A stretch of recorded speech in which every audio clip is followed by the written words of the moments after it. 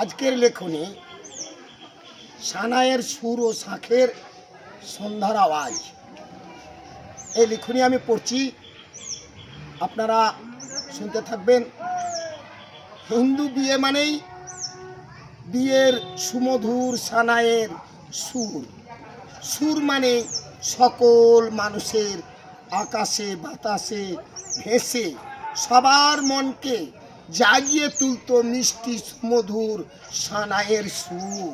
ভরে উঠত বিসমিল্লাহ খানের হিন্দুর মনো আঙিনায়। হিন্দুর এই একের অনুষ্ঠান সমস্ত জাতির মন সানাইয়ের সুরে উঠত জেগে আনন্দে। বর্তমানে হিন্দুর বিয়েতে সানাইয়ের সুর হারিয়েই গেছে। হিন্দু বাড়ির বিয়েতে সানাই বাজে একঘেয়ে ডিজের শব্দে আকাশ বাতাস কাঁপছে, এবং হিন্দুর বাড়িতে সন্ধ্যায় কিছু শাঁখের আওয়াজ শোনা যায়, বাকি খুবই কম শাঁখের আওয়াজে সন্ধ্যা নামত। পাখিরা কিচিরমিচির সুরে বাসায় ফিরত। বর্তমানে হিন্দু অনুষ্ঠানে ভোজপুরির গানের চোখের ঘুম কেড়েছে। প্রতিটি ধর্মের বিয়েতে শুধু ডিজের গান, হিন্দু বাড়ির শাঁখের আওয়াজ বাজে না।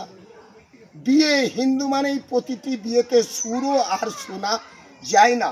সন্ধ্যাবেলা কুহু কুহু কিচিরমিচির শব্দে পাখির আওয়াজ শোনাও যায় না। সমস্ত জাতির বিয়ে মানেই যে কোনো আনন্দ অনুষ্ঠানের ভোজপুরির প্রচণ্ড আওয়াজে শব্দ দূষণ ঘটে ও সমস্ত পাখিরা ডিজের ভোজপুরির শব্দে বাসা ছেড়ে রাতের অন্ধকারে দিশাহারা হয়ে উড়ে চলে যায়। বলছি তাই শব্দ দূষণ নিয়ে সকল প্রজাতির মানুষকে, সমস্ত মানুষকে ভাবা উচিত।